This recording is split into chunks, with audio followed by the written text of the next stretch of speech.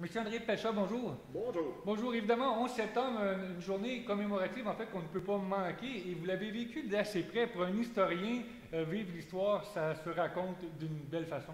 Bien, effectivement, surtout que, bon, évidemment, je n'ai pas besoin de dire que c'est le genre de choses qu'on ne prévoit pas. Alors, j'étais à New York le 11 septembre 2001 en tant que guide accompagnateur, qui était le travail que je faisais à l'époque, que j'ai fait pendant plus de 20 ans. Et c'était un circuit qui commençait au Québec et qui se terminait à New York. En principe, le groupe devait repartir le lendemain, 12 septembre, de New York. Le 11 septembre au matin, ce qu'on avait à faire, c'était d'aller faire le tour de ville avec une guide locale, c'est comme ça qu'on fonctionnait, qui s'appelle Simone Harris, et qui est une bonne amie à moi d'ailleurs maintenant. On ne se connaissait pas, mais ça a été une occasion de faire connaissance. Donc, on fait notre tour de ville et on prenait un peu de retard parce qu'il y avait énormément de trafic ce matin-là et il avait fallu arrêter aussi à la poste parce que j'avais des touristes français et eux autres voulaient avoir des cartes postales américaines avec des timbres plutôt américains pour envoyer leurs cartes postales en Europe, même s'ils savaient qu'ils arriveraient dans leur carte postale parce qu'ils repartaient le lendemain, le 12 de JFK. Mais là, bon, le trafic nous a retardés, ce qui nous a peut-être sauvé la vie, parce qu'on avait prévu de faire un arrêt au World Trade Center, et si tout s'était passé, ça avait bien roulé, on aurait été là vers 9h15, 9h30 à peu près, donc juste au moment où les avions ont frappé. Mais on a pris du retard, c'est pas ça qui est arrivé. En fait, ce qui s'est produit, c'est qu'on était en train de remonter vers le nord en direction de Harlem. Donc, on longeait Central Park au moment où ça s'est produit, la tragédie, mais nous, on s'est aperçu de rien sur le moment du tout. Et comme on prenait toujours du retard, on a décidé finalement, on n'ira pas à Harlem, on fait le tour de Central Park pour redescendre vers le sud parce qu'on devait manger dans le Chinatown, donc complètement au sud de la ville, et ensuite, on devait aller dans l'après-midi à la Statue de la Liberté. Donc, mais c'est quand on a tourné au bout de Central Park que là, on a vu, en embarquant sur la 5e, direction sud, cet immense nuage de fumée. Donc, le virage de la Central Park, pour vous, a été un moment important. Il vous a fait réaliser qu'il se passait quelque chose d'important au centre-ville. Exactement, parce que quand on a tourné, nous, on était encore dans notre... La seule chose là, qui nous préoccupait, c'est qu'il y avait beaucoup de trafic et qu'on prenait du retard sur le programme. C'est la seule chose qui nous dérangeait. Et là, on tourne Central Park, l'autobus tourne au bout de Central Park, et là, on aperçoit cet immense nuage. Et là, je me souviendrai toujours, Simone Harris, la guide, elle avait le micro, moi j'étais assis à l'arrière du bus, et elle dit « Ah, un gros feu ». C'est ce qu'on a pensé, tout le monde, sur le moment. Ça a l'air d'un très gros feu, parce qu'on voit c'est un immense nuage de fumée. Moi, la chose qui m'est passée par l'idée, j'ai dit, ouais, nous, il faut aller manger dans Chinatown. Je ne voyais pas exactement où il était, quel édifice il était en feu, parce qu'il y a tellement de buildings à New York qu'on ne va jamais bien loin, en fait. Mais je me suis dit, ça se peut qu'il y ait sûrement, avec un incendie de cette grosseur-là, il y avoir des rues bloquées. Je peux avoir de la misère à me rendre au restaurant. Donc, je prends mon téléphone cellulaire, les cellulaires de l'époque dont il faut se souvenir qu'ils ne faisaient que téléphoner, et j'essaye d'appeler le resto, j'avais leur numéro, et pas moyen d'avoir une ligne. Et c'est là que je remarque que du long des rues, il y avait plein de gens sur les trottoirs qui regardaient tous dans la même direction, le nuage, et qui essayaient eux autres aussi d'appeler sur leur cellulaire, puis visiblement, ils n'y arrivaient pas plus que moi. Donc, je dis là, il y a vraiment quelque chose qui se passe. Et on devait, à un moment donné, faire un arrêt, ne serait-ce que pour aller aux toilettes, puis on essayait de jumeler ça avec un arrêt photo. On arrête à la Trump Tower, les gens s'en vont vers les toilettes, et moi, je cherche un téléphone terrestre, téléphone public. Il y en a plusieurs à Trump Tower, mais il y avait tous 100 personnes devant, à peu près, qui faisaient la queue. Mais je réussis à en trouver un dans un petit coin que je connaissais pour être allé souvent à la Trump Tower. Et là, il n'y avait personne. Alors, je prends le téléphone, j'essaye d'appeler le resto, je tombe sur une boîte vocale. Et là, moi, ce que je voulais savoir, c'est est-ce qu'il y a des rues bloquées? Alors, je me disais, les autres, ils le sauraient peut-être parce qu'ils semblaient proches des événements. Donc, pas capable d'avoir le resto, je téléphone au bureau de mise à tour, l'agence sur laquelle je travaillais, qui était à Victoriaville. C'est là que j'habitais à l'époque, moi aussi. Donc, je les appelle, et là, quand ils me répondent, c'est « Ouf, on est content d'avoir de tes nouvelles. » Oh! Et là, parce qu'eux autres, c'est eux qui m'ont tout expliqué ce qui s'était passé. Parce qu'eux autres, ils savaient. À New York, tout ce qu'on avait réussi à savoir, parce que Simone, c'est vrai, j'ai oublié de le mentionner, avait essayé d'avoir des infos des gens, mais c'était des rumeurs, c'était contradictoire, c'était un hélicoptère qui est tombé, c'était un accident d'avion, ça serait un attentat, mais c'était des rumeurs. Il fallait vraiment être sur place pour rien savoir, en fait. Là, à Victo, eux autres, ils avaient tout vu à la télévision, comme à peu près tout le reste de l'univers. Alors, les autres, ils m'ont expliqué ce qui s'est passé. Et ce qu'on disait à ce moment-là, c'est que, pas Central Park, mais Manhattan était pour être bouclé. Et donc, on ne savait pas trop ce qu'on ferait avec le groupe parce qu'on ne pouvait pas retourner à notre hôtel qui était situé au New Jersey, à Newark, à la sortie du tunnel Lincoln. Donc, on dit, premièrement, on va essayer de manger.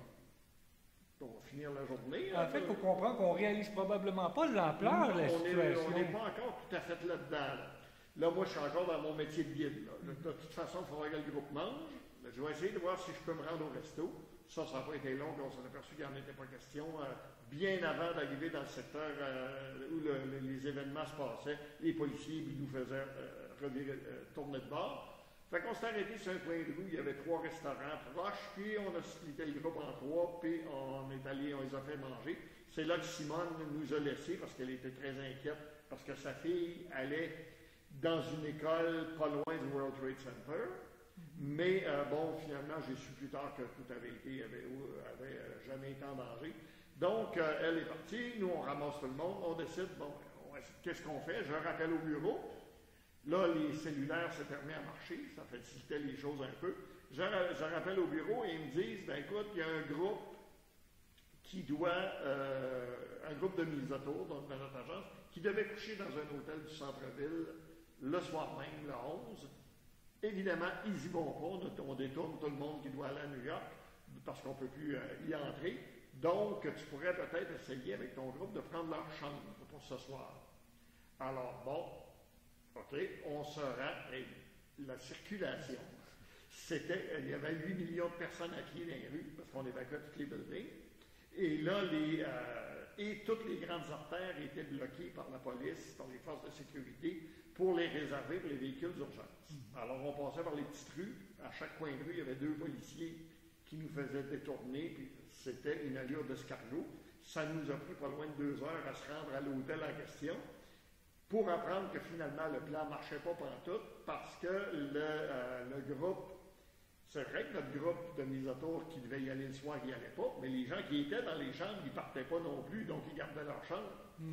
Mais là, j'entends la radio pendant que je suis à l'hôtel, la radio jouait dans le lobby de l'hôtel, et là, je découvre que, premièrement, on ne boucle pas Manhattan pour empêcher les gens de sortir, c'est le contraire, on évacue Manhattan. Et, par contre, on évacue les gens à pied. Sur les ponts, les tunnels, c'est réservé pour les piétons.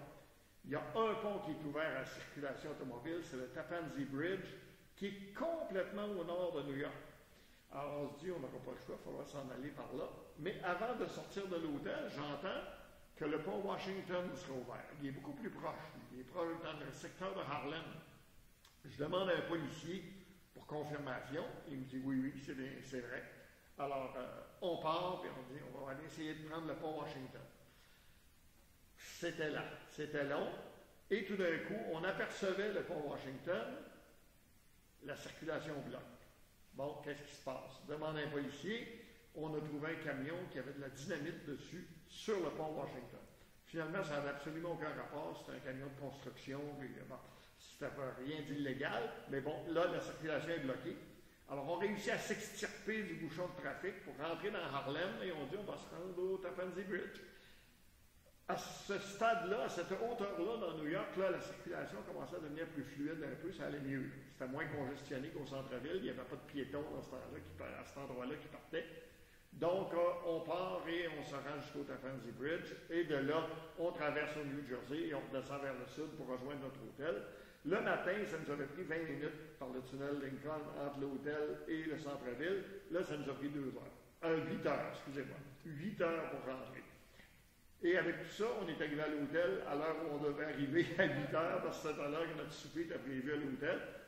Et entre-temps, ben moi, j'essayais de maintenir le moral. Moi, ma préoccupation, c'était que personne panique dans le groupe. Alors, j'essayais de donner de l'information. J'avais mis la radio dans l'autobus, que je fais jamais normalement comme guide.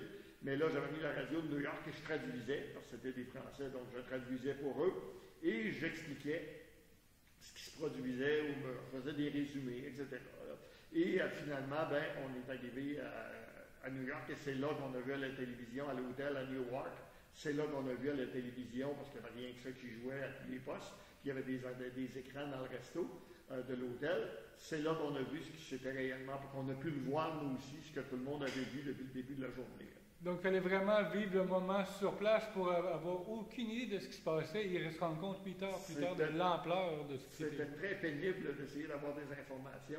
Heureusement, ben là, à un moment donné, quand j'ai mis la radio, là, c'est devenu plus simple. Et c'est là que j'ai appris que les tours étaient tombées. Ça, cette information-là, je l'ai gardée pour moi sur le moment, parce que ça me paraissait, c'était trop. À la fois pour les choses qui arrivaient, pour ces gens-là qui étaient en vacances, après tout, là. Alors j'ai dit, on va l'apprendre ce soir, bien assez vite, quand ils vont le voir à la télévision, puis ça a été le cas. Et là, après ça, on est resté coincés dans l'hôtel pour le reste de la semaine. C'est arrivé un mardi. Et là, on attendait, nous, d'avoir des nouvelles, parce qu'évidemment, le 12, il n'était pas question de repartir, que ces gens-là reprennent l'avion. Il n'y avait pas d'avion qui décollait de JFK. Alors, on essaye de passer le temps à l'hôtel. Le budget du voyage s'épuise. Les gens sont obligés de ressortir de l'argent pour payer la chambre d'hôtel, les repas, etc. La directrice de l'hôtel nous donne un sérieux coup de main en allant avec nous, avec l'autobus, à sa banque, la banque avec laquelle l'hôtel faisait affaire, pour que les gens puissent changer les derniers dollars canadiens qu'ils avaient encore, leur argent français qu'ils avaient en dollars américains pour pouvoir payer des choses. Et finalement, la directrice me dit, écoutez, là, les chambres, je ne vous ferai pas payer pour le reste de la semaine. De toute façon, tout a été annulé pour les 10 prochains jours. Alors, les clients ont fait une ovation et j'ai su que plus tard, ils lui ont fait envoyer des fleurs quand il était retourné en France. Parlant de bonnes nouvelles, en fait, on m'a laissé entendre en fait que vous avez rencontré quelqu'un de particulier là-bas qui est encore marquant dans votre vie aujourd'hui. Ben oui, parce que, la semaine, évidemment, on a finalement le samedi, on nous a dit qu'on avait des places d'avion en partance de Montréal. On est descendu à Montréal. C'était une erreur. Il n'y avait pas de place d'avion en partance de Montréal. C'était une erreur de la compagnie aérienne. Alors, ils nous ont payé les chambres d'hôtel à Montréal. Et le lendemain, on nous a trouvé des chambres d'hôtel en partance de Boston. Et là, c'est quelqu'un d'autre qui a pris le relais, qui m'a remplacé à bord du bus, parce que c'est la personne qui s'était occupée justement de trouver les places d'avion. Elle avait tout le dossier. Alors, le groupe, on s'est quittés, nous autres, à Montréal. Moi, je suis rentré chez moi à Victoriaville. Et à l'époque, je fréquentais un site de rencontre. Et c'est là que commence une conversation avec une personne qui me pose quelques questions sur mon métier. Et je lui dis, j'étais à New York le 11 septembre, et là, tout d'un coup, ça l'intéresse. Et elle se préparait à se débrancher. Là. Et là, ça l'intéresse, la conversation prend. On s'est rencontrés en personne 2 semaines plus tard, puis aujourd'hui, c'est mon épouse. Voyez-vous, à toute fin heureuse, en fait, il y a toujours, à tout malheur, il y a du bon à en retirer aujourd'hui. Ça a été le cas dans ce cas-là. Excellent. Bien, écoutez, un récit qui vient d'un historien qui a vécu ça sur le moment, en fait, le 11 septembre, qui a été marquant à plusieurs niveaux, évidemment, dans votre vie personnelle, professionnelle, et maintenant, en fait, aujourd'hui, vous racontez cette histoire-là de façon très unique et particulière, et en fait, on le partage évidemment avec les lecteurs. Je dois dire que je me suis pratiqué beaucoup à le raconter.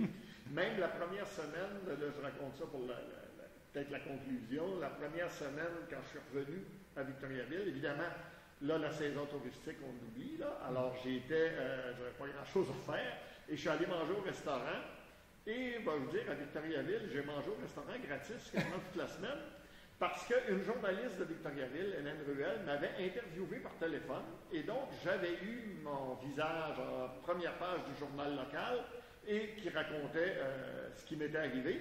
Et partout, j'allais dans les restaurants, on me disait, c'est toi qui étais à New York le 11 septembre, Là, je racontais mon histoire et on finissait toujours par ne pas me faire payer mon frais. Voyez-vous.